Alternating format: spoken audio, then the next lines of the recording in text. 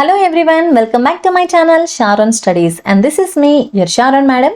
ఈ రోజు వీడియోలో 2024 social question paper Telangana state board public ఎగ్జామినేషన్లో ప్రీవియస్ ఇయర్ వచ్చిన క్వశ్చన్ పేపర్ని కంప్లీట్గా స్టడీ చేద్దాం విత్ ఆన్సర్స్. ఈ వీడియోలో నేను సాల్వ్డ్ క్వశ్చన్ పేపర్ అంటే సాల్వ్డ్ క్వశ్చన్ పేపర్ని ఎక్స్ప్లెయిన్ చేస్తున్నాను. ఎందుకు అంటే ఇప్పుడు 2025 మార్చిలో మీరు పబ్లిక్ ఎగ్జామ్ రాయబోతున్నారు కాబట్టి ఆ ఎగ్జామ్ ప్యాటర్న్ ఎలా ఉంటుంది, ఎలాంటి క్వశ్చన్స్ అడుగుతారు, మనం ఎలా ఆన్సర్ చేయాలి అనేది డెఫినెట్లీ ప్రీవియస్ ఇయర్ క్వశ్చన్ పేపర్ని స్టడీ చేస్తే మనకి చాలా వరకు అవగాహన వస్తుంది. కాబట్టి ఈ వీడియో మీకు చాలా ఇంపార్టెంట్. వీడియో పూర్తిగా చూసి లైక్ చేయండి, మీ ఫ్రెండ్స్కి షేర్ చేయండి అండ్ కామెంట్ చేయండి. సో ఇందులోనే నేను బిట్ పేపర్ కూడా ఎక్స్ప్లెయిన్ చేస్తాను. Okay, now let us go into the video. ఇది మనకి 2024లో వచ్చిన క్వశ్చన్ పేపర్. మీకు ఆల్రెడీ మార్క్స్ వెయిటేజ్ అంతా తెలుసు కదా ప్యాటర్న్. ఫస్ట్ మనకి 2 మార్క్స్ 6 క్వశ్చన్స్ ఉంటాయి, టోటల్ 12 మార్క్స్కి. ఫస్ట్ క్వశ్చన్ చూద్దామా. What were the steps taken in Hiware Bazar to conserve the soil and water. మన లెసన్స్లో ఆల్రెడీ చూసాం హివారే బజార్ గురించి. అక్కడ సాయిల్ ఇంకా వాటర్ని సేవ్ చేయడం కోసం ఎలాంటి స్టెప్స్ తీసుకున్నారు అనేది క్వశ్చన్. సో దానికి మనం ఆన్సర్ ఏం రాయాలి చూడండి. Hiware Bazar tackle their water woes through a multi pronged approach. They built bunds small earthen dams, చిన్న చిన్న డ్యామ్స్ ని కట్టడం. ఎక్కడైతే రెయిన్ వాటర్ వృధాగా ఫ్లో అయిపోతూ ఉంటుందో ఆ ప్లేసెస్ లో చిన్న చిన్న చెక్ డ్యామ్స్ లాంటివి, ఒక చిన్న బండ్స్ లాంటివి బిల్డ్ చేశారు. దానివల్ల ఆ వాటర్ వృధాగా పోకుండా, సో అంతేకాకుండా సాయిల్ టాప్ లేయర్ పోకుండా, సాయిల్ ఎరోషన్ జరగకుండా ప్రివెంట్ చేస్తుంది. దాని ద్వారా మనం ఇక్కడ సాయిల్ని సేవ్ చేస్తాం. సో ఇలాంటి మల్టీ ప్రాంగ్డ్ అప్రోచెస్ అనేవి వాళ్ళు తీసుకున్నారు. Additionally they implemented a ban on borewell irrigation. అంటే వ్యవసాయంలో నీటిపారుదల చేయడం కోసం, అంటే వాటర్ని యూజ్ చేయడం కోసం బోర్వెల్స్ని డిగ్ చేయకూడదు అని బోర్వెల్స్ మీద బ్యాన్ విధించారు. డగ్వెల్స్ మీద మాత్రమే డిపెండ్ అయ్యి వాళ్ళు వాటర్ని యూజ్ చేస్తూ వచ్చేవారు. Finally they discouraged water guzzling crop like sugar cane and banana. వేటికైతే ఎక్కువగా వాటర్ యూసేజ్ ఉంటుందో like banana and sugar cane, ఆ పంటల్ని వాళ్ళు డిస్కరేజ్ చేస్తూ వచ్చారు.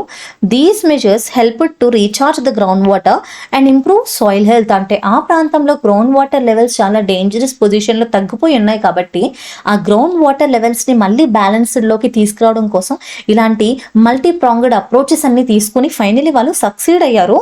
సో ఎలా అంటే గ్రౌండ్ వాటర్లో వాటర్ రీఛార్జ్ అవ్వడానికి హెల్ప్ అయింది, సాయిల్ క్వాలిటీ కూడా ఇంప్రూవ్ అయ్యింది. నెక్స్ట్ క్వశ్చన్ చూడండి. What were the reforms introduced by Communist Party of China CCP. ఇది మనం national liberation movements in colonies అనే లెసన్లో డిస్కస్ చేసుకున్నాం చైనా గురించి, గుర్తుందా? సో కమ్యూనిస్ట్ పార్టీలో తీసుకొచ్చిన చేంజెస్ ఏంటనేది క్వశ్చన్ చూద్దామా. Deng Xiaoping, the paramount leader of China in the late 1970s and 1980s, initiated economic reforms known as the Four Modernizations. So Deng Xiaoping అనే వ్యక్తి, ఆయన ఒక లీడర్ అనమాట. ఎప్పుడు 1970 ఇంకా 1980s టైంలో. సో ఆయన కొత్త ఇనిషియేషన్స్ అనేవి తీసుకొచ్చారు. ఎలాంటివి? 4 మోడర్నైజేషన్స్ తీసుకొచ్చారు. ఫస్ట్లీ అగ్రికల్చర్ మీద ఫోకస్ చేయడము, ఆ తర్వాత ఇండస్ట్రీస్ పైన, సైన్స్ పైన, ఇంకా టెక్నాలజీ పైన ఫోకస్ చేయాలి, వాటిలో అభివృద్ధి తీసుకురావాలని చెప్పేసి కొన్ని రీఫార్మ్స్, చేంజెస్ అనేవి తీసుకొచ్చారు. These reforms aimed to shift China from A centrally planned economy to a market oriented one. అప్పటి వరకు చైనాలో చాలా పేదరికం ఉండేది, సో అంతగా మార్కెట్ ఓరియంటెడ్గా ఉండేది కాదు. సో సడన్గా ఈ ప్లానింగ్ వల్ల చైనాలో ఒక మార్కెట్ ఓరియంటెడ్గా రీఫార్మ్ అయ్యే అండ్ ప్రైవేట్ ఎంటర్ప్రైజెస్ని, ప్రైవేట్ మ్యానుఫ్యాక్చరింగ్ యూనిట్స్ని ఎంకరేజ్ చేస్తూ వచ్చిందనమాట కమ్యూనిస్ట్ పార్టీ. ఫారెన్ ఇన్వెస్ట్మెంట్స్ని ఎంకరేజ్ చేస్తూ వచ్చారు. ఎక్స్పోర్ట్ ఓరియంటెడ్ గ్రోత్, అంటే వేరే దేశానికి వాళ్ళు రకరకాల ప్రోడక్ట్స్ని తయారు చేసి ఎక్స్పోర్ట్ చేయడం, ఉత్పత్తి చేయడం చేస్తూ వచ్చారు. దీనివల్ల వాళ్ళ యొక్క ఎకానమీ పెరుగుతూ వచ్చింది, పోవర్టీ కూడా తగ్గుతూ వచ్చింది. Okay, next question. Prepare 2 slogans to reduce global warming.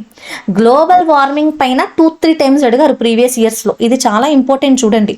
Cool the earth, heat up action, fight global warming today, one planet one future, acts now to stop global warming. ఇది గ్లోబల్ వార్మింగ్కి సంబంధించిన slogans. మీకు ఏదైనా తెలిసినా అవి కూడా రాయొచ్చు, ఇదే అని లేదు. స్లోగన్స్కి సంబంధించి ఒక వీడియో చేశాను, డిస్క్రిప్షన్లో ఉంటుంది, డెఫినెట్గా దాన్ని వాచ్ చేయండి. అందులో ప్రతి లెసన్కి సంబంధించిన స్లోగన్స్ ఉంటాయి. Next, right any 2 suggestions to end cost discrimination. ఈ ఇయర్ కూడా మనకి క్వశ్చన్స్ అడిగే ఫార్మాట్లో మ్యాథ్కి సంబంధించి అడగచ్చు, లేదా సజెషన్స్ అడుగుతారు అనమాట. ఏదైనా ఒక టాపిక్స్ ఉంటాయి కదా, రిఫ్లెక్షన్ టాపిక్స్, కాంటెంపరీ ఇష్యూస్ని తీసుకొని వాటిని ఎలా మనం ఎండ్ చేయొచ్చు, ఎలా మెజర్స్ తీసుకురావచ్చు అనే సజెషన్స్ చెప్పమంటారు. ఇక్కడ క్యాస్ట్ డిస్క్రిమినేషన్ ఎండ్ చేయడానికి సజెషన్స్ అడిగారు. దాని యొక్క ఆన్సర్ చూద్దాం. 2 suggestions to end caste discrimination are: promote social inclusion and equality, implement policies and programs that promote social inclusion and equality across all caste groups. అంటే సొసైటీలో అన్ని రకాల ప్రజల్ని కలిపి ఈక్వల్గా ట్రీట్ చేయడము, అందరినీ సమానంగా చూడడం అనేది ప్రమోట్ చేస్తూ రావాలి. కొన్ని పాలసీస్ని, ప్రోగ్రామ్స్ని ఇంప్లిమెంట్ చేయాలి. అవన్నీ ఎలా ఉండాలంటే ప్రజల్లో ఒక ఇంక్లూజన్ని తీసుకురావాలి. మీరు వేరు, వాళ్ళు వేరు, మేము తక్కువ, వాళ్ళు ఎక్కువ, అట్లాంటి డిఫరెన్సియేషన్స్ లేకుండా అందరూ ఈక్వల్ అనేటటువంటి భావన ప్రజల్లో కలగాలి. సో అన్ని క్యాస్ట్ గ్రూప్స్ని ఇంక్లూడ్ చేసే విధమైన ప్రోగ్రామ్స్ని కండక్ట్ చేయాలని చెప్పి ఇది ఒక సజెషన్. సెకండ్ సజెషన్ ఏంటి? జనాల్లో ఎవరు డిస్క్రిమినేట్ చేస్తున్నారు? ప్రజలే కదా. ఓకే, ఒక వర్గం వాళ్ళు మరొక వర్గం వాళ్ళని డిస్క్రిమినేట్ చేస్తున్నారంటే అది ప్రజలే చేస్తున్నారు. కాబట్టి ప్రజల్లో అవగాహన తీసుకురావాలి, అవేర్నెస్ తీసుకురావాలి.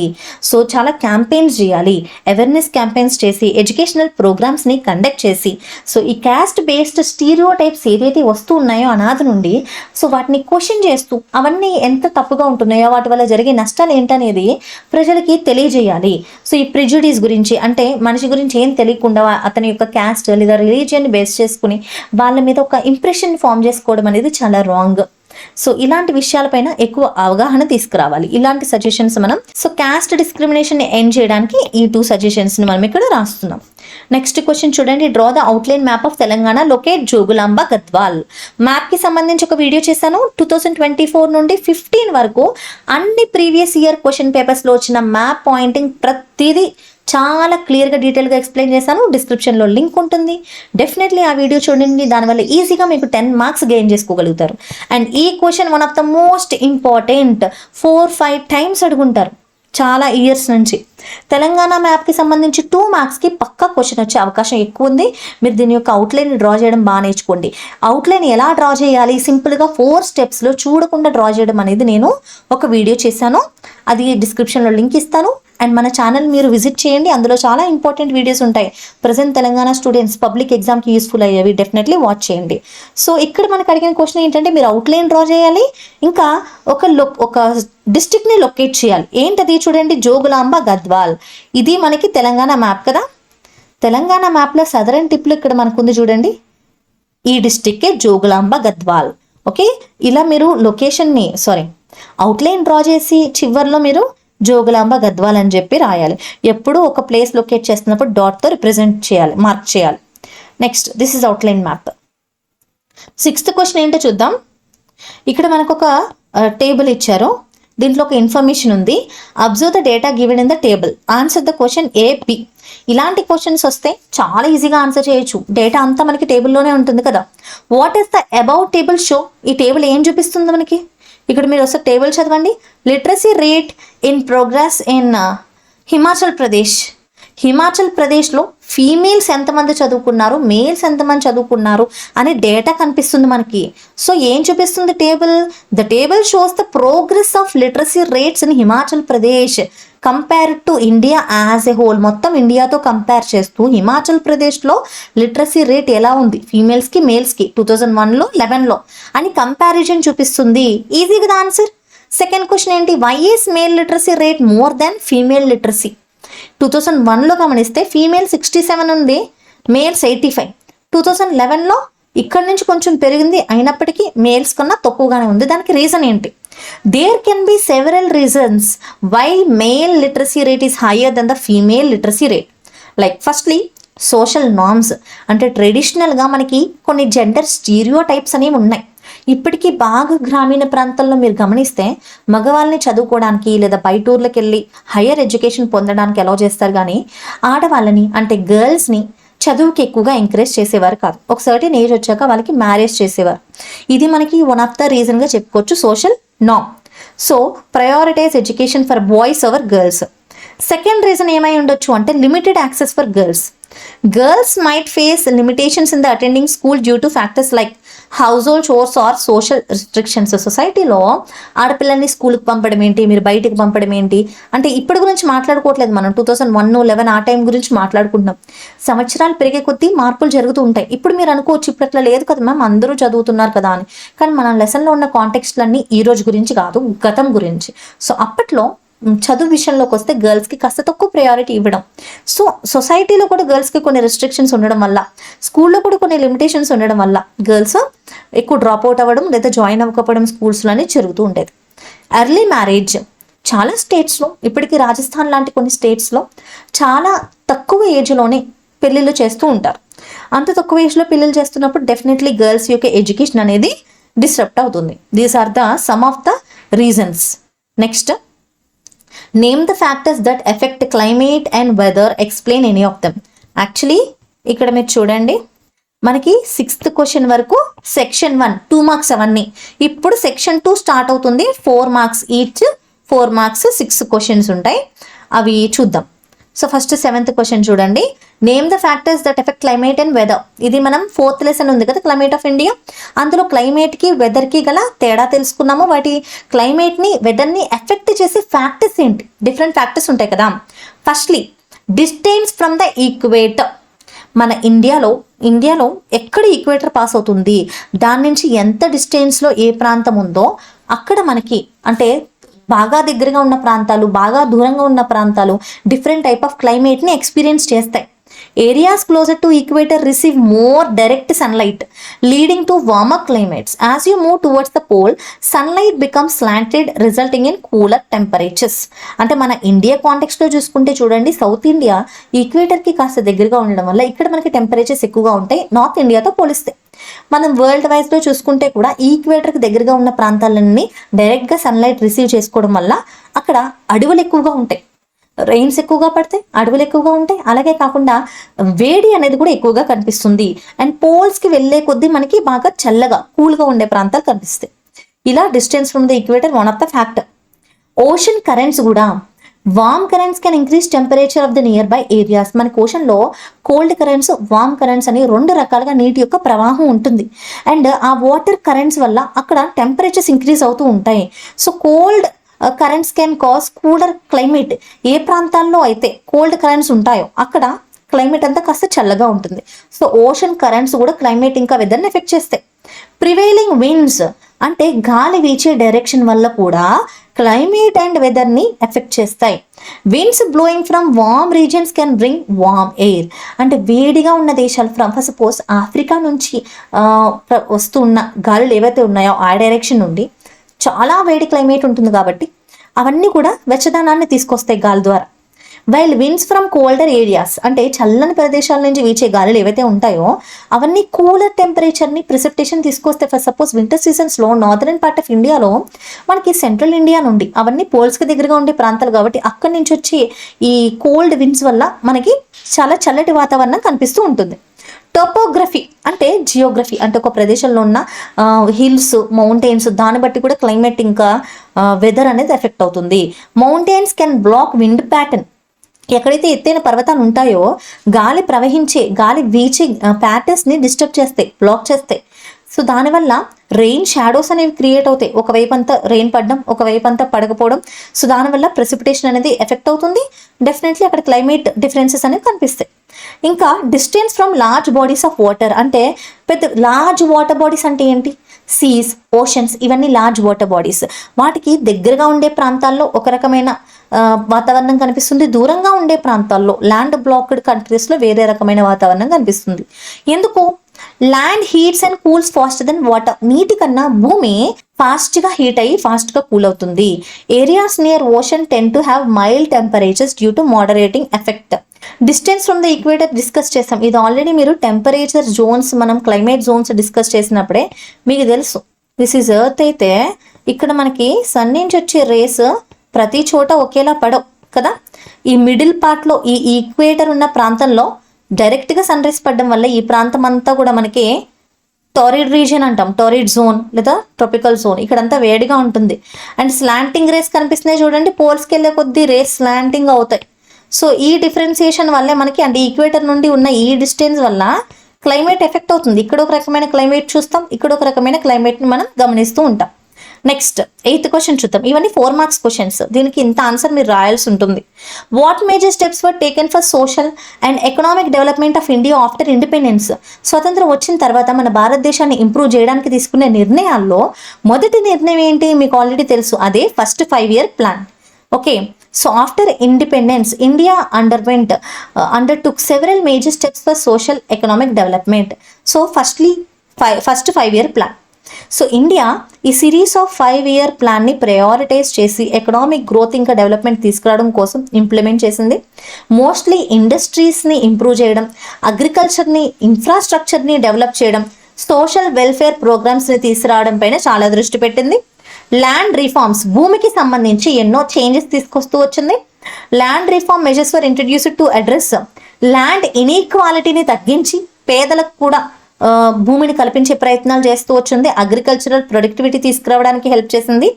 ఇవన్నీ కూడా land redistribution, tenancy reform, abolition of landlordism, zamindari వ్యవస్థని రద్దు చేయడం, ఇంకా భూమి లేని పేద రైతులకి ల్యాండ్ని ప్రొవైడ్ చేయడం, రూరల్ డెవలప్మెంట్ని ప్రమోట్ చేయడం, ఇదంతా మనకి ల్యాండ్ రిఫార్మ్స్లో భాగంగా కనిపిస్తుంది.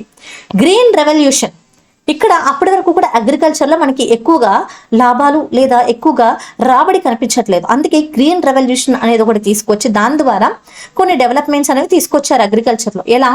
హై హీల్డింగ్ వెరైటీస్ని తీసుకొచ్చి మోడర్న్ అగ్రికల్చరల్ టెక్నిక్స్ని యూజ్ చేస్తూ ఇరిగేషన్ ఇన్ఫ్రాస్ట్రక్చర్ని కూడా ఇంక్రీజ్ చేస్తూ అగ్రికల్చర్లో ప్రొడక్టివిటీ తీసుకొచ్చారు. అండ్ అప్పుడు చాలా వరకు ఫెమైన్స్ వచ్చేవి, కరువులు, అంటే ఫుడ్ షార్టేజ్ అవ్వడం వల్ల వచ్చేవి. అలాంటివి మరి తలెత్తకుండా అగ్రికల్చర్లో సరిపడా స్టెప్స్ తీసుకున్నారు. మెయిన్లీ గ్రీన్ రెవల్యూషన్ ద్వారా ఈల్డ్, ప్రొడక్టివిటీని పెంచే టెక్నిక్స్ అని తీసుకొచ్చారు. Particularly staple crops. స్టేపుల్ అంటే తెలుసా మీకు? స్టేపుల్ క్రాప్స్ అంటే ఒక ప్రాంతంలో ముఖ్యంగా తినే ఫుడ్ ఉంటుంది కదా. సౌత్ ఇండియన్స్కి మెయిన్ ఫుడ్ ఏంటి? రైస్. నార్త్ ఇండియన్స్కి మెయిన్ ఫుడ్ ఏంటి? రోటీ. సో రోటీ చేయాలంటే వీట్ కావాలి. సో వీటు, రైస్ అంటే ప్యాడీ. ఈ రెండింటిని అంటే ఈ 2 పంటలు కూడా బాగా మంచిగా పండడానికి సరిపడా మెజర్స్ అనేవి తీసుకుంటూ వచ్చారు. Industrialisation. So India pursued a policy of industrialisation to build a strong industrial base. ఎందుకంటే ఒక ప్రాంతంలో ప్రజలకి ఉద్యోగాలు రావాలి, వాళ్ళు డబ్బులు సంపాదించుకోవాలి, వాళ్ళ యొక్క లివింగ్ స్టాండర్డ్స్ ఇంప్రూవ్ చేసుకోవాలంటే పని కల్పించబడాలి. సో ఇండస్ట్రీస్ని ఇంప్రూవ్ చేస్తూ వచ్చారు. ఇంపోర్ట్స్, బయట దేశాల నుంచి ఇంపోర్ట్ చేసుకునే వాటి మీద డిపెండెన్స్ తగ్గించి మన దేశంలోనే సో ప్రోడక్ట్స్ని ఉత్పత్తి చేసే, తయారు చేసే విషయాలు అనే వాటి మీద ఎక్కువ ఫోకస్ పెట్టారు. ఈ విధంగా పబ్లిక్ సెక్టర్ అనేది ఎస్టాబ్లిష్ అయింది. గవర్నమెంట్స్ కొన్ని ఇండస్ట్రీస్ని స్థాపించడం వల్ల పబ్లిక్ సెక్టర్ అనేది ఎస్టాబ్లిష్ అవుతూ వచ్చింది. ఇవన్నీ కూడా ఇండిపెండెన్స్ తర్వాత మన దేశాన్ని డెవలప్మెంట్ చేయడం కోసం తీసుకున్న కొన్ని నిర్ణయాలు. నెక్స్ట్ ఇంకా ఉన్నాయి చూడండి. Industrialisation, education and health care, social welfare programme. So అంటే ఇండస్ట్రీస్ని ఇంప్రూవ్ చేయడంతో పాటు పబ్లిక్ సెక్టార్ని ఇంప్రూవ్ చేయడంతో పాటు హెవీ మిషనరీని ఇంక్లూడ్ చేసుకోవడం, స్టీలు, కోల్ లాంటి ఇండస్ట్రీస్ని ప్రమోట్ చేయడము, ఇంకా ఎడ్యుకేషన్కి, హెల్త్ కేర్కి ఇంపార్టెన్స్ ఇవ్వడం. చాలా ఇన్వెస్ట్మెంట్స్ మన ఇండియన్ గవర్నమెంట్ ఎడ్యుకేషన్ మీద పెట్టింది. ఎలాంటి ఇప్పుడు చూడండి, ప్రతి స్టేట్లోని, ప్రతి డిస్టిక్లోని మనకి గవర్నమెంట్ స్కూల్స్ ఉంటాయి కదా. విలేజ్ లెవెల్లో, డిస్ట్రిక్ట్ లెవెల్లో ప్రతి చోట మనకు కనిపిస్తాయి government colleges, government schools. Okay, వాటి వల్ల ప్రైమరీ ఎడ్యుకేషన్ అనేది లభిస్తుంది. Education is very important. Health care అంటే మీకు ఆల్రెడీ తెలుసు, primary sector, secondary sector, tertiary sector అని చెప్పి మనకి గ్రామీణ ప్రాంతాలు, విలేజెస్ నుండి డిస్ట్రిక్ట్స్ వరకు ప్రతి లెవెల్లో government hospitals, okay, primary health care centres ఉంటాయి. అవన్నీ ప్రొవైడ్ చేయడం వెనకాల కూడా వాళ్ళ యొక్క ముఖ్య ఉద్దేశం ఏంటంటే మన కంట్రీలో ప్రజల యొక్క హెల్త్ కేర్ కండిషన్ని ఇంప్రూవ్ చేయడం, వాళ్ళకి హెల్త్ కేర్ ఫెసిలిటీస్ అనేవి యాక్సెస్లోకి తీసుకురావడం. సో అంతేకాకుండా ఇన్స్టిట్యూషన్స్ లైక్ లిటరసీ క్యాంపెయిన్స్, చదువు యొక్క ప్రాముఖ్యతని ప్రజలకు తెలియజేసేలాగా లిటరసీ క్యాంపెయిన్స్ని స్టార్ట్ చేసి హెల్త్ కేర్ ఫెసిలిటీస్ని ఎస్టాబ్లిష్ చేసి హెల్త్ కేర్ ప్రోగ్రామ్స్ని కూడా కండక్ట్ చేస్తూ వచ్చారు. సోషల్ వెల్ఫేర్ ప్రోగ్రామ్స్ అంటే మన దేశంలో పోవర్టీ, పేదరికాన్ని తగ్గించడం, అన్ఎంప్లాయ్మెంట్ని, సోషల్ ఇన్ఈక్వాలిటీని, వీటన్నిటిని తగ్గించడం కోసం రకరకాల స్కీమ్స్ని తీసుకొస్తూ వచ్చారు. ఎంప్లాయ్మెంట్ని జనరేట్ చేస్తూ వచ్చారు. Poverty alleviation, social security programme for marginalised community. Marginalised అంటే ఎవరైతే బిలో పోవర్టీ లెవెల్లో ఉన్నారో, అంటే ఇంకా వాళ్ళ పేదరికంలో ఉన్నారో వాళ్ళందరినీ పైకి తీసుకురావడం కోసం ఇలాంటి ప్రోగ్రామ్స్ అన్ని కండక్ట్ చేస్తూ వచ్చారు. ఇన్ఫ్రాస్ట్రక్చర్ని డెవలప్మెంట్ చేస్తూ వచ్చారు. ఇన్ఫ్రాస్ట్రక్చర్ అంటే ఏంటి? మన కంట్రీలో roads, railways, port, power plants ఇవన్నీ కూడా మన దేశం యొక్క గ్రోత్ అండ్ ప్రజలకి అన్ని రకాల పబ్లిక్ ఫెసిలిటీస్ అందించడంలో ఉపయోగపడతాయి. వీటన్నిటిని ప్రమోట్ చేయడం లేదా వీటిని డెవలప్ చేయడం అనేది చాలా ఇంపార్టెంట్. వీటిని డెవలప్ చేస్తూ వచ్చారు. ఎకనామిక్ రిఫార్మ్స్ తీసుకొచ్చారు. అంటే 1990లో ఇండియాలో ఎకనామిక్ లిబరలైజేషన్ అనే ఒక ప్రాసెస్ జరిగింది. ఫారెన్ ఇన్వెస్ట్మెంట్స్ని అట్రాక్ట్ చేసి, అంటే ఫారెన్ కంట్రీస్ అన్ని మన దేశంలో పెట్టుబడులు పెట్టి ఇండస్ట్రీస్ని స్థాపించడానికి ప్రయారిటీ ఇచ్చారు. ప్రైవేటైజేషన్ చేస్తూ వచ్చారు. అంతేకాకుండా ట్రేడ్ లిబరలైజేషన్, ఫిజికల్ రిఫార్మ్స్ తీసుకొచ్చి ఎకానమీని మోడరేట్ చేస్తూ వచ్చారనమాట. ఇంకా ఈ విధంగా మన ఇండియాని గ్లోబల్ మార్కెట్లో కంపీట్ అయ్యే విధంగా డెవలప్ చేస్తూ వచ్చారు. ఈ మేజర్ స్టెప్స్ అన్ని తీసుకుని సోషల్ ఎకనామిక్ డెవలప్మెంట్ ఇండియాలో తీసుకొస్తూ వచ్చారు. అంతేకాకుండా మిలియన్స్ ఆఫ్ పీపుల్ పేదరికం నుంచి బయటికి రావడానికి ఇవన్నీ ఉపయోగపడ్డాయి. లివింగ్ స్టాండర్డ్స్ పెరుగుతూ వచ్చాయి. అండ్ ఇండియా కూడా ఫాస్టెస్ట్ డెవలపింగ్ కంట్రీస్లో ఒక కంట్రీగా మనకి కనిపిస్తుంది. Next, prepare a pamphlet on importance of the food security. ఆహార భద్రత. మనం 11th లెసన్ ఫుడ్ సెక్యూరిటీ గురించి నేర్చుకున్నాం కదా. ఇది చాలా ఇంపార్టెంట్ టాపిక్. పాంప్లెట్ ఎలా రాయాలి, దాని యొక్క ఫార్మాట్ ఏంటి అనేది ఒక ప్రత్యేకమైన వీడియో చేశాను. అది కూడా డిస్క్రిప్షన్లో ఇస్తాను. ఖచ్చితంగా ఆ వీడియో చూడండి. పాంప్లెట్ ఎలా రాయాలి, నేను దానికి కొన్ని ఎగ్జాంపుల్స్ కూడా ఇచ్చాను ఇలాంటి టాపిక్స్ మీద. ఆ టాపిక్స్ చాలా ఇంపార్టెంట్, అవి చూడండి. ఎందుకంటే ఆ టాపిక్సే మీకు ఇప్పుడు 2025 ప్రజెంట్ ఎగ్జామ్లో వస్తే మీకు చాలా హెల్ప్ఫుల్ అవుతాయి. Next, pamphlet food security. ఇదంతా మీరు పాజ్ చేసుకుని రీడ్ చేయండి. ప్రీవియస్ వీడియోస్లో కూడా నేను ఎక్స్ప్లెయిన్ చేశాను ఇది. ఓకే, పాంప్లెట్ అంటే ఏమీ లేదు, వాళ్ళు ఇచ్చిన టాపిక్ మీద మనం ఇంట్రొడక్షన్ ఇచ్చి అండ్ బాడీ ఆఫ్ ద మ్యాటర్లో దాని యొక్క కాజెస్, ఇంపాక్ట్, మెజర్స్ రాసి కంక్లూడ్ చేయాలి. ఏదైనా ఒక స్లోగన్ రాస్తూ కంక్లూడ్ చేయాలి. ఈ విధంగా మనం పాంప్లెట్ని రాయాల్సి వస్తుంది. ఒకసారి మీరు స్టడీ చేయండి. Okay, this is pamphlet. Next, read the given text, understand and interpret it. So ఈ క్వశ్చన్కి ఎలా ఆన్సర్ చేయాలి, ప్యాసేజ్ క్వశ్చన్ని ఎలా ఇంటర్ప్రెట్ చేయాలి, లేదా కమెంట్ ఆన్ ఇట్ అంటే ఎలా కామెంట్ చేయాలి, రైట్ యువర్ ఒపీనియన్ అంటే ఎలా ఒపీనియన్ రాయాలి అనే దాని మీద కూడా ఒక సెపరేట్ వీడియో చేశాను. డిస్క్రిప్షన్లో లింక్ ఉంటుంది, చూడండి. అంటే ఇలాంటి క్వశ్చన్స్కి ఎట్లా ఆన్సర్ చేయాలనేది మీకు రాకపోతే మీకు ఒక ఐడియా వస్తుంది. డెఫినెట్గా వాచ్ చేయండి. చూడండి, ఇక్కడ మనకి ఒక పారాగ్రాఫ్ ఇచ్చారు. Living in or moving in to cities. అంటే సిటీస్లో మూవ్ అవ్వడం అనేది ఒక బూన్. కానీ అలా సిటీస్లో మూవ్ అయిన ప్రతి ఒక్కరు కూడా రిచ్గా బతుకుతున్నారా అంటే లేదు. చాలామంది అర్బన్ ఏరియాస్లో ఇంకా పేదరికంలో ఉన్నారనమాట. సో దీనికి సంబంధించి ఒక ప్యాసేజ్ అడిగారు. ఈ ప్యాసేజ్లో మీరు అర్బనైజేషన్ అంటే అర్బన్ ఏరియాస్లో పావర్టీ ఎందుకు ఉంటుంది, ఇన్కమ్ ఇన్ఈక్వాలిటీస్ ఎలా ఉన్నాయి, ఇంకా ఇది ఎందుకు జరుగుతుంది, దానికి సంబంధించి ఇంటర్ప్రిటేషన్ అనేది చేయాలి. సెపరేట్ వీడియో కూడా చేస్తాను, చూడండి, పాజ్ చేసుకుని ఇది కూడా ఒకసారి స్టడీ చేయండి. Locate the following on outline map of India. Konkan Coast, river Kaveri, standard meridian of India, Andhra Pradesh. ఇప్పుడు మనం 2024 పేపర్ని డిస్కస్ చేస్తున్నాం. కానీ మ్యాప్కి సంబంధించి 24 నుంచి 2015 వరకు అన్ని మ్యాప్ల్లో వచ్చిన ఇంపార్టెంట్ కదా, అన్ని మ్యాప్ల్లో వచ్చిన అన్ని క్వశ్చన్ పేపర్స్లో వచ్చిన మ్యాప్ పాయింటింగ్ చాలా డీటెయిల్డ్గా ఒక వీడియోలో ఎక్స్ప్లెయిన్ చేశాను. 100% హెల్ప్ఫుల్ మీకు. అది ఒకసారి వాచ్ చేయండి, అది కూడా డిస్క్రిప్షన్లో ఉంటుంది. సో ఒకసారి ఈ మ్యాప్ చూద్దాం. ఇది కొంకన్ కోస్ట్, మహారాష్ట్ర, కర్ణాటక, గోవా ప్రాంతాలు ఉంటాయి చూడండి. ఈ లైన్ అంతా మీరు ఇలా షేడ్ చేసి కొంకన్ కోస్ట్ అని రాయాలి.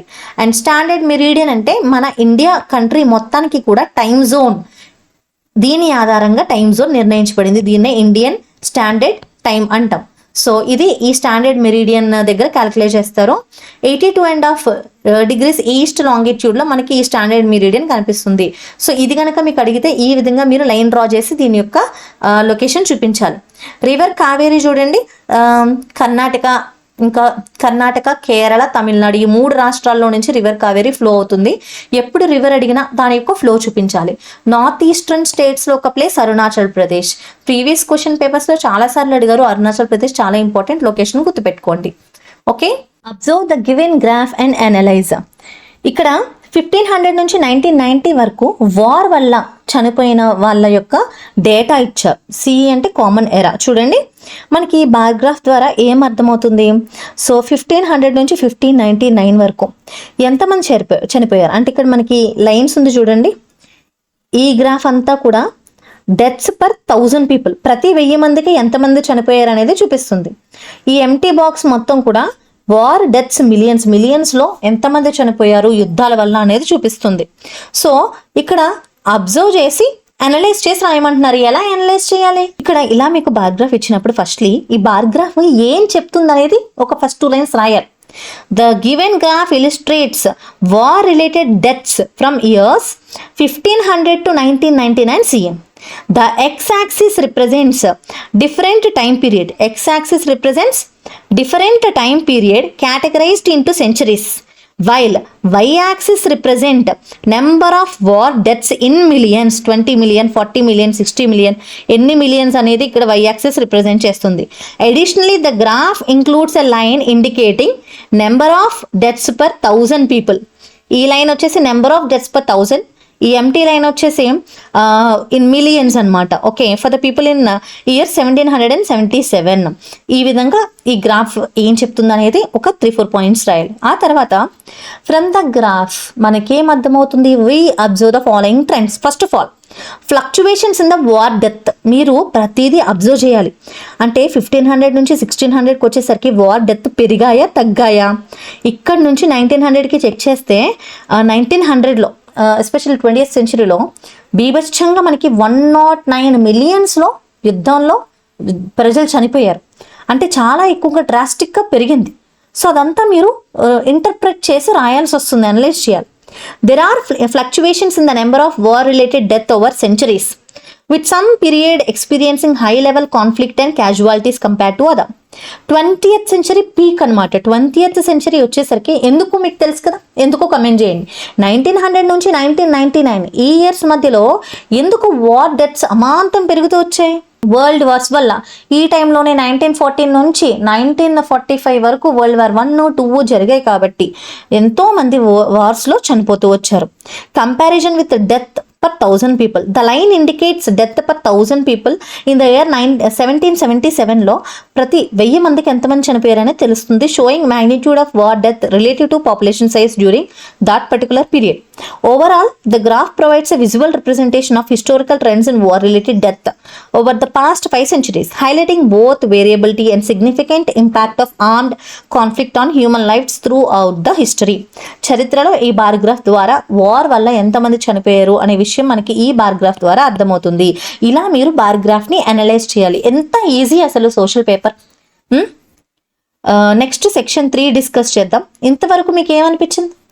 మీరు బాగా ప్రిపేర్ అయ్యి ఉండి కంటెంట్ మీద ఒక గ్రిప్ తెచ్చుకొని ఓకే లెసన్ అర్థం చేసుకుంటే పాంప్లెట్ క్వశ్చన్ ఎలా రాయాలి, అబ్జర్వ్ ద గ్రాఫ్ అంటే ఎలా రాయాలి, పై చార్ట్ ఎలా అనలైజ్ చేయాలి, ఇవన్నీ నేర్చుకుంటే మీరు అటెంప్ట్ చేయడం అనేది చాలా ఈజీ అవుతుంది. ఓకే, సెక్షన్ 3 ఈచ్ 6 మార్క్స్ అమ్మా. Okay, so answer any 4 questions అని ఉంది. టోటల్ 6 క్వశ్చన్స్ ఇచ్చారు. ఇందులో ఎనీ 4 క్వశ్చన్స్ ఆన్సర్ చేస్తే సరిపోతుంది. మీకు వస్తే చివర్లో చాయిస్ క్వశ్చన్స్ ఆన్సర్స్ కూడా రాయండి, అది బెటరే, తప్పేం కాదు. సో 4 క్వశ్చన్స్కి 6 మార్క్స్, ఈచ్ క్వశ్చన్కి 6 మార్క్స్. 13th క్వశ్చన్ చూద్దాం. Distinguish between organised and unorganised sector. ఈ ఆర్గనైజ్డ్ ఇంకా అన్ఆర్గనైజ్డ్ సెక్టార్ ఏ లెసన్లో వచ్చింది అనేది మీరు కామెంట్ చేయాలి. Okay, now it has some formal process and procedure.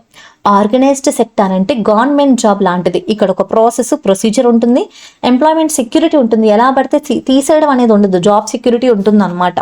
Next fixed number of working hours, ఎన్ని గంటల వర్క్ చేయాలి అని ఉంటుంది. ఓకే, కంప్లీట్గా గవర్నమెంట్ జాబ్ అనే కాదు, కొన్ని ప్రైవేట్ ఎంఎన్సీస్ కానీ ప్రైవేట్ సెక్టార్లో కూడా కొన్ని అన్ఆర్గనైజ్డ్ సెక్టార్ మనకి కనిపిస్తూ ఉంటుంది. Okay, so paid leaves provide చేస్తారు, హాలిడేస్లో కూడా పేమెంట్ ప్రొవైడ్ చేస్తారు, ప్రొవిడెంట్ ఫండ్, మెడికల్ బెనిఫిట్స్ ఉంటాయి, పెన్షన్స్ ఇస్తారు. It has workers of government company and large establishment. Unorganised sector ఏంటంటే ఇది గవర్నమెంట్ సంబంధించింది కాదు, అవుట్ సైడ్ ద గవర్నమెంట్ చిన్న చిన్న స్మాల్ స్కాటర్డ్ యూనిట్స్గా స్కాటర్ అయి ఉంది. ఇక్కడ రూల్స్ అండ్ రెగ్యులేషన్స్ ఉండవు. ఇక్కడ జాబ్స్ చాలా తక్కువ జీతం ఉంటుంది, రెగ్యులర్గా ఉండవు, పని ఉంటేనే వెళ్ళాలి, పని లేకపోతే ఇంక వాళ్ళు ఏం చేయలేరు అనమాట. ఇది మనం చూసాం. దీనికి ఎగ్జాంపుల్గా అన్ని లేబర్ టైప్ ఆఫ్ వర్క్స్ చూసాం, లైక్ కన్స్ట్రక్షన్ వర్క్స్ కానీ. ఓకే, ఇవన్నీ కూడా మనకి అన్ఆర్గనైజ్డ్ సెక్టార్లోకి వస్తాయని ఆల్రెడీ లెసన్లో డిస్కస్ చేసాం.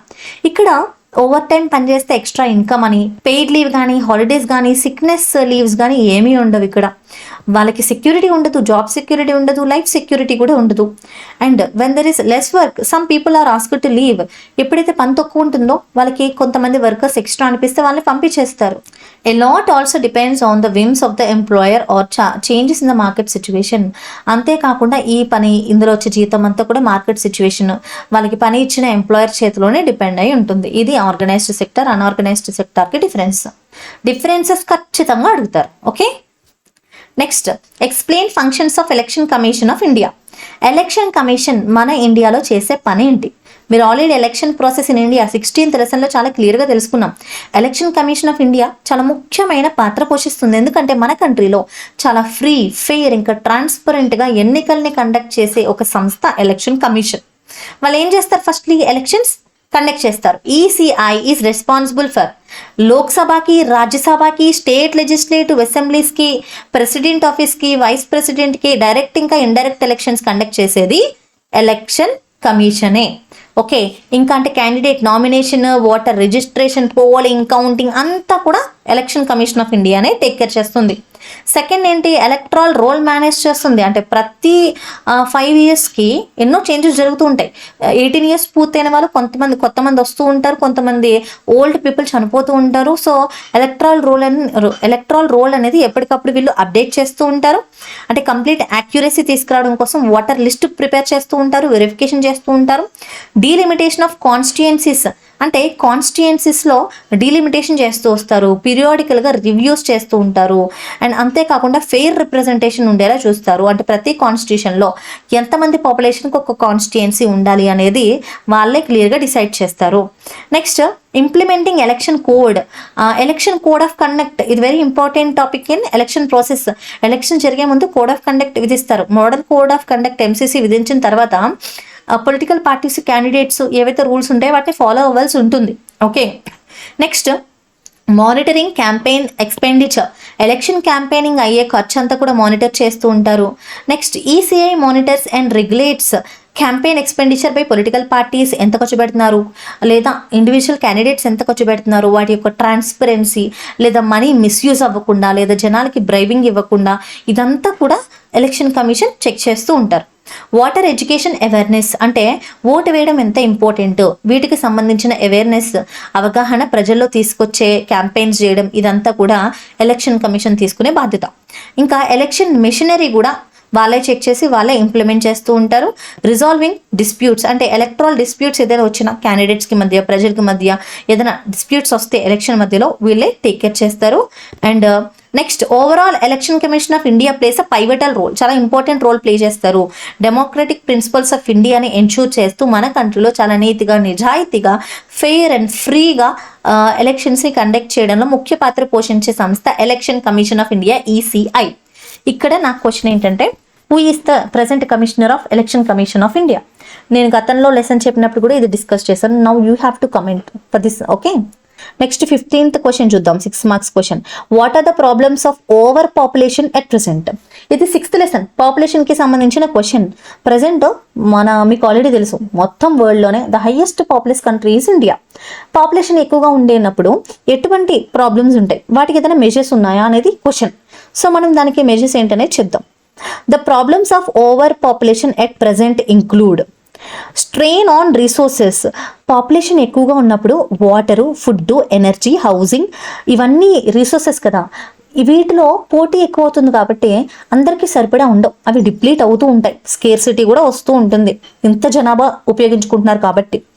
ఎన్విరాన్మెంటల్ డిగ్రేడేషన్, ఇంతమంది ఓవర్ పాపులేషన్ ఉన్నారు కాబట్టి పర్యావరణంలో మార్పులు వస్తూ ఉంటాయి. డిఫారెస్టేషన్, చెట్లను నరికివేయడం, హ్యాబిటేట్ డిస్ట్రక్షన్ జరుగుతూ ఉండడం, పొల్యూషన్ పెరగడం, కార్బన్ ఎమిషన్స్ పెరగడం వల్ల గ్లోబల్ వార్మింగ్ పెరుగుతూ ఉంటుంది, క్లైమేట్ చేంజ్ వస్తుంది, బయోడైవర్సిటీ దెబ్బతింటూ ఉంటుంది. ఇదంతా కూడా దీనివల్ల వచ్చే problem. Next pressure on infrastructure. Overcrowding or strain infrastructure, transportation, health care, sanitation, education system వీటన్నిటిపైన ప్రెషర్ పడుతుంది.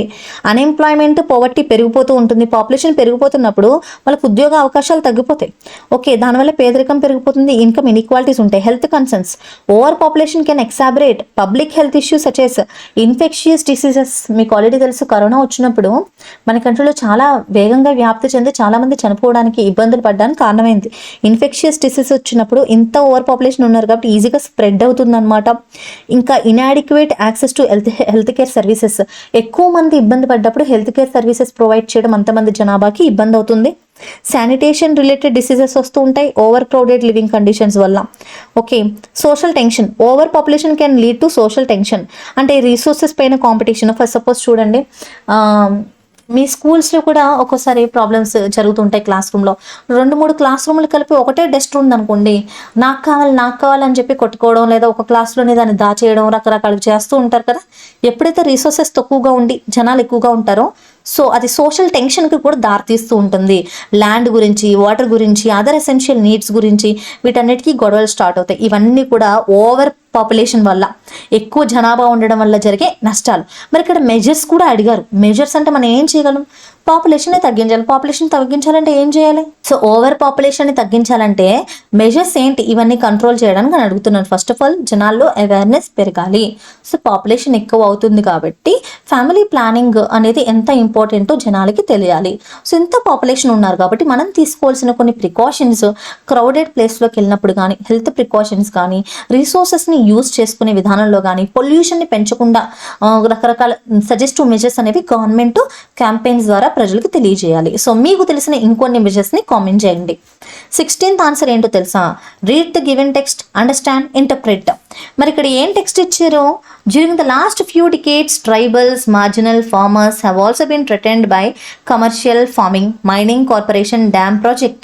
As the large companies find rare resources in remote rural area like mineral rare plants or animals water, there has been rapid increase in the ousting of farmer and tribal population from the traditional area.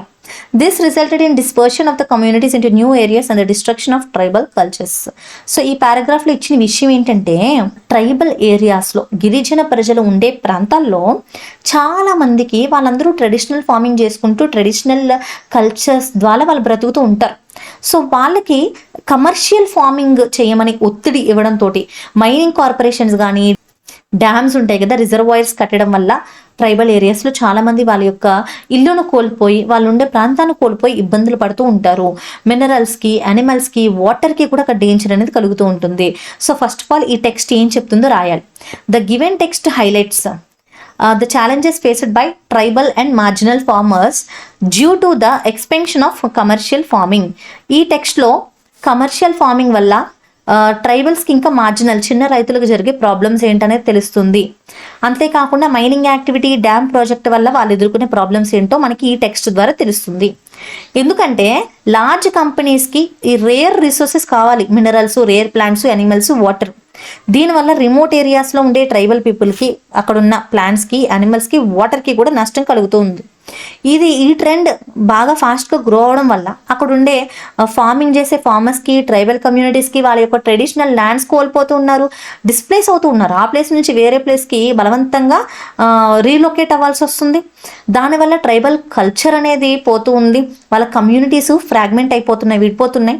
Overall ఈ text మనకి ఏం చెప్తుందంటే, the negative impacts of industrial and commercial activities on indigenous population. Indigenous అంటే local, native, tribal అనమాట. So their way of life, వాళ్ళు బ్రతికే విధానం పైన, వాళ్ళ బ్రతికే ప్రదేశాల్లోనూ వాళ్ళకి ఎంతో ప్రమాదం ఏర్పడుతుంది. వేటి వల్ల అంటే ఈ కమర్షియల్ ఇండస్ట్రీస్ వల్ల. This is about this context. ఇలా మీకు టెక్స్ట్ ఇచ్చి ఇంటర్ప్రెట్ చేయమంటే ఇలా చేయాలి. ఎంత ఈజీ అసలు, అవునా? ఇచ్చిన టెక్స్ట్ ఆధారం చేసుకునే కదా మనం రాయాలి. ఇది ఎలా చేయాలనేది కూడా ఒక స్పెషల్ వీడియో చేశాను, ఒకసారి చూడండి. నెక్స్ట్ 17th క్వశ్చన్ మనకి ఇక్కడ 6 locations world map. 17th question 6 locations ఇచ్చారు వరల్డ్ మ్యాప్కి సంబంధించి. Israel, Paris, Black Sea, Cuba. City having International Court of Justice ఏంటి? హేగ్, నెదర్లాండ్స్లో హేగ్. ఈజిప్ట్. ఓకే చూద్దాం. First of all this is Cuba. North America ఇంకా South అమెరికాకి మధ్యలో ఉన్న ఈ ఐలాండ్ ఏదైతే ఉందో దీన్నే క్యూబా అంటారు. నెక్స్ట్ ఫ్రాన్స్ యొక్క క్యాపిటలే Paris. This is Portugal, this is Spain and this is France. France యొక్క capital Paris. And this is France, this is Germany. ఇక్కడ ఉన్న ప్లేస్ నెదర్లాండ్స్. నెదర్లాండ్స్లో మనకి హేగ్ అనేది ఉంది. ఇక్కడే ఇంటర్నేషనల్ కోర్ట్ ఆఫ్ జస్టిస్, అంటే కంట్రీస్కి మధ్య ప్రాబ్లమ్స్ జరిగినప్పుడు వాళ్ళకి ఇంటర్నేషనల్ కోర్ట్ ఉంటుంది కదా, అది ఈ ప్రాంతంలో లొకేట్ అయి ఉంది, హేగ్లో. బ్లాక్ సీ వచ్చేసి ఇక్కడ ఉంది. Okay, this is Mediterranean sea and this is Black Sea. And Egypt, African, ఇది చాలా ఇంపార్టెంట్ మా, చాలా సార్లు మ్యాప్ పాయింటింగ్ లో ఈజిప్ట్ అడిగారు. ఆఫ్రికన్ కాంటినెంట్ లో మనకి ఈ కార్నర్ ఉంది చూడండి, నార్త్ డైరెక్షన్ లో, ఇదంతా సహారా డిజర్ట్ యాక్చువల్లీ. ఇక్కడ నైల్ నది కూడా ప్రవహిస్తూ ఉంటుంది. This is Egypt. And Egypt border share చేసుకుంటున్న కంట్రీయే ఇజ్రాయెల్. ఇది ఈజిప్ట్ పక్కనే ఇజ్రాయెల్. ఇది మీరు బాగా గుర్తుపెట్టుకోవాలి. Okay, next observe the graph, observe the given table and analysis. ఇక్కడ ఒక టేబుల్ ఇచ్చారు, దాన్ని అనాలిసిస్ చేయమంటున్నారు. అదేంటనేది చూద్దాము. Total cropped area, net irrigated area. First of all ఇక్కడ ఇచ్చిన టేబుల్ దేని గురించో మనం అర్థం చేసుకుని ఆ పాయింట్స్ రాయాలి. ఎలా? The given table provides the data on total cropped area and net irrigated area in million hectares for 2 regions, Andhra, Telangana, for the years 1955 to 56, 2006 to 2007. Additionally, it includes the percentage of growth for both total cropped area and net irrigated area between 2 time periods. ఇది first line. మీకు ఎప్పుడైనా సరే ఇలా table ఇచ్చి analyse చేయమని అడిగితే మొదటి 3 లైన్లు కూడా ఆ టేబుల్ దేని గురించి అనేది ఆ టేబుల్ చదువుతూ అందులో ఉన్న విషయాలే మీరు రాయాలి. Let's look at the first question of part B MCQs. ఇప్పుడు 2025లో కూడా మీకు ఇదే ప్యాటర్న్లో వస్తుంది. Glaciers are found in these mountain ranges. అంటే మంచు పర్వతాలు, ఈ గ్లేషియర్స్ అనేవి ఎక్కడ ఉంటాయి? Option A Himadri. Option A is the answer. The order of stages in development of human history. Development ఎలా అవుతూ వచ్చింది? సెకండ్ లెసన్ ఉంది కదా డెవలప్మెంట్, అందులో మనకు ఒక పిక్చర్ ఉంటుంది. ఓకే, అందులో అగ్రికల్చర్ ఎప్పుడు స్టార్ట్ అయింది, హంటింగ్ గ్యాదరింగ్ ఎప్పుడు స్టార్ట్ అయింది, ఒక ఆర్డర్ ఉంటుంది. ఇక్కడ చూడండి, అగ్రికల్చర్, హంటింగ్ గ్యాదరింగ్, ఇండస్ట్రియలైజేషన్, ఏది ముందు స్టార్ట్ అయి ఉంటుంది? ఆర్డర్ చెప్పండి. ఆబ్వియస్లీ ముందు స్టార్ట్ అయింది హంటింగ్ అండ్ గ్యాదరింగ్ 2, తర్వాత అగ్రికల్చర్, తర్వాత industrialisation. So the option D will be the answer. Next question. The value of final goods is only taken to estimate gross domestic product because. ఎందుకు final goods అంటే పూర్తిగా తయారైన goods యొక్క value మాత్రమే estimate చేస్తారు జీడిపిని కనుక్కోవడానికి? ఎందుకంటే to avoid double counting. Option A will be the answer, to avoid double counting. Now fourth question. Jet streams are. Jet streams అంటే ఏంటి? Air currents. Option C, air currents ని jet streams అంటాం. Now let us look at the fifth one, the Himalayan rivers. So ఇక్కడ Himalayan రివర్స్కి సంబంధించి మనకి 4 options ఉన్నాయి. దానికి సంబంధించి కరెక్ట్ ఆన్సర్ ఏంటనేది మనం ప్రూవ్ చేయాలి. First, flow parallel to main axis of the mountains. అంటే దాని యొక్క ఫ్లో మౌంటైన్స్కి మెయిన్ యాక్సిస్గా ప్రవహిస్తూ ఉంటుంది. Obviously this is right. Have carved out deep we shaped valleys. Himalayan reverse అన్నిటికీ కూడా వీ షేప్డ్ వ్యాలీస్ అనేవి ఫామ్ అవుతూ ఉంటాయి. కరెక్ట్. పెరెనియల్ అంటే through out the year it will have a water flow. This is also correct. Course does not change absent of meanders. This is wrong. So the correct option will be B. Only 1, 2, 3. These 3 are correct. ఇది wrong. అంటే course అనేది change అవ్వదు, మీండర్స్ లేనప్పుడు course change అవ్వదు అనేది తప్పు. Course definitely change అవుతూ ఉంటుంది, రివర్ ఫ్లో అయ్యే డైరెక్షన్ చేంజ్ అవుతూ ఉంటుంది. So 4th one is wrong కాబట్టి మనకి B will be the correct answer. Next, aquifers get recharged during. ఏ మంత్స్ లో? యాక్విఫర్స్ అంటే ఏంటి? Ground water levels.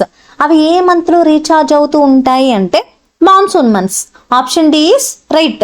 వర్షాలు పడేటప్పుడే కదా రీఛార్జ్ అవుతాయి. A group of houses within the revenue village is known as. ఒక రెవెన్యూ విలేజ్ లో ఉండే గ్రూప్ ఆఫ్ హౌసెస్ ఏమంటారు? హ్యామ్లెట్ అంటారు. C is the answer. Let's have a look on 8th question, that is match the following. ఇక్కడ human efforts అంటే it's directly relates to labour. So management అంటే it relates to land. Natural factor means it's relates to entrepreneur. లేదా ఇది ఏంటి అనేది మీకు అర్థం కానప్పుడు ముందు మీకు అర్థమైనవి చేసేస్తే the left over will be easily you can recognise. Machine production అంటే ఇట్ విల్, మెషిన్ ఎలా ప్రొడక్ట్ చేస్తాము? క్యాపిటల్ తోటి. క్యాపిటల్ ఇన్కమ్ అనేది important. So first one A, second one this is second, first one B, second A, third D, fourth C. Option A is the right answer. A is the right answer. 9th question. The organization which works for liberal economic policies in international trade is. International trade అన్న ఈ పదం చూస్తేనే మీకు అర్థం కావాలి organisation ఏంటి ఇచ్చిన options లో. C, world trade organisation. Availability of food grains per person per day, ఇది మనం 11th ఫుడ్ సెక్యూరిటీ లెసన్లో నేర్చుకున్నాము. దీని యొక్క ఆన్సర్ ఏంటి? D. So availability of food grains ఏంటంటే ఎలా దాన్ని క్యాలిక్యులేట్ చేయాలి? Availability of food grains for the year population into 365. 11th question, long term damage to environment is caused when? The answer is A. Waste output exceeds the limit of sink function. 12th one, the following countries are in triple entente. Triple ఎంటేట్లో ఉన్న countries ఏంటి? మీకు చాలా ఈజీగా గుర్తుంటుంది కదా, triple entente, triple alliance, ఈ రెండు మీరు గుర్తుపెట్టుకోవాలి. France, Russia, Great Britain. So option B is the answer. Now let's go through the 13th question. Identify the correct one. The founder of modern China. ఎవరనేది చూద్దాం. Sun Yatsen or founder of Kuomintang, Mao Zedong or Communist Party Chiang Kai Shek. ఎవరు founder of modern China? ఇది already మీరు లెసన్లో బాగా వివరంగా తెలుసుకున్నారు. The answer is A. Option A is only answer. Sun Yatsen is considered the father of modern China. Now let us look at the 14th question. This is not related to first general elections. So held in 1952. Yeah, obviously the first general elections కి సంబంధించింది. ఎప్పుడు జరిగే మొదటి general elections? 1952లో. Used symbols, as symbols use చేశారు. Separate ballot boxes కూడా use చేశారు. Voting age 18 years. This is wrong. So ఇక్కడ కరెక్ట్ ఆప్షన్ ఏంటి? డి. మరి అప్పుడు ఓటింగ్ ఏజ్ 21 years కదా, so this is wrong. 15th question చూద్దాం. This is not the basic principle of our constitution. Our అంటే Indian constitution. మన Indian కాన్స్టిట్యూషన్లో basic principle కానిది ఏంటి? సవర్నిటీ. ఆబ్వియస్లీ ఇది బేసిక్ ప్రిన్సిపలే. సవర్నిటీ అంటే all internal affairs are controlled by our country citizens only. Dual citizenship అంటే స్టేట్కి ఒక సిటిజన్షిప్, కంట్రీకి ఒక సిటిజన్షిప్ అని 2 సిటిజన్షిప్స్ ఉంటాయా? ఒకటే సిటిజన్షిప్ ఉంటుందా? ఇది రాంగ్. ఒకటే సిటిజన్షిప్ ఉంటుంది మనకి. Single citizenship correct. Parliamentary form of government correct. So what is not the basic principle? B. Option B is the answer. 16th question, the elections conducted for 1 or more vacancies term days. Actually ప్రతి 5 yearsకి లేదా 6 yearsకి ఎప్పుడైతే term పూర్తవుతుందో elections conduct చేస్తారు. అలా కాకుండా మధ్యలో ఎప్పుడైనా 1 లేదా 2 vacancies fill చేయడానికి ఎలక్షన్స్ పెడితే వాటిని ఏమంటారు? బై ఎలక్షన్స్ అంటారు. They are called by-elections. Option B. 17th question, this was not the main demand of Assam movement. Assam movement లో ఇది ఒక మెయిన్ డిమాండే కాదట. ఏంటది? First of all the local people should be given greater preference in the employment. ఇది main డిమాండే. To give more power to states, the outsiders should be removed. Obviously ఇది కూడా చాలా బలంగా కోరుకున్నారు. The resources should be used for the benefits of locals. Yeah, ఈ 3 main demands. దీని తర్వాతే వాళ్ళు స్టేట్కి కూడా ఎక్కువగా అధికారాలు ఇవ్వాలని చెప్పి కోరుకున్నారు. సో మెయిన్ డిమాండ్ కానిది ఆప్షన్ బి. 18th క్వశ్చన్ చూద్దాం. Mulki rules is related to, మీకు గుర్తుంది కదా, డొమిసైల్ స్టేటస్ అంటే సర్టెన్ పీరియడ్ ఆఫ్ టైం ఆ ప్రాంతంలో ఉంటే వాళ్ళకి ఒక డొమిసైల్ స్టేటస్ వస్తుంది. దానికి సంబంధించింది Mulki rules. 19th, at present number of states and union territories in India. దీనికి ఆన్సర్ మీరే చెప్పాలి. ఇది బాగా ఈజీ కాబట్టి I'm waiting for your comments అనమాట. వీడియో చూసే ప్రతి ఒక్కరు ఈ చివరి వరకు మీరు వాచ్ చేసినట్లయితే అన్నీ నేను చెప్పాను కదా, ఈ యొక్క క్వశ్చన్ యొక్క ఆన్సర్ని మీరు కామెంట్ సెక్షన్లో కామెంట్ చేయండి. అట్ ప్రెసెంట్ ఎన్ని స్టేట్స్ ఉన్నాయి, ఎన్ని యూనియన్ టెరిటరీస్ ఉన్నాయి. Okay, next let us see the 20th one. The present chief justice of India is. Present India యొక్క చీఫ్ జస్టిస్ ఎవరు? D Y Chandrachud, Rajiv Kumar, N V Ramana, T N Seshan. So actually ఇది 2024 కాబట్టి అప్పుడు డివై చంద్రచూడ్ అండ్ ప్రజెంట్ ఏమో Sanjiv Khanna. Sanjiv Khanna is the chief justice of India. This is about the bit paper. ఈ వీడియోలో 2024 paper ఎంత చాలా డీటెయిల్డ్గా ఎక్స్ప్లెయిన్ చేశాను. దీన్ని బట్టి మీకు ఒక ఐడియా వస్తుంది. అవన్నీ వేస్ట్ ఆఫ్ టైం అని మీరు అనుకోవద్దు, ఎందుకంటే చాలాసార్లు క్వశ్చన్స్ రిపీట్ అవుతూ ఉంటాయి. ఓకే, అదే ప్యాటర్న్లో అడిగే అవకాశాలు కూడా ఉంటాయి. దీనివల్ల మీకు ఒక ఐడియా వస్తుంది. ఓకే, సో డెఫినెట్లీ ఈ వీడియో మీకు నచ్చింది అనుకుంటున్నాను. నచ్చితే లైక్ చేయండి, మీ ఫ్రెండ్స్తో షేర్ చేయండి, కామెంట్ చేయండి. ఇంకా మీ ఎగ్జామ్ టైం వరకు మీకు ఎలాంటివి కావాలనుకుంటున్నారు వీడియోస్ నాకు కామెంట్ చేయండి. సో నేను కూడా ప్రతి వీడియో మీద వర్క్ చేస్తూనే ఉన్నాను.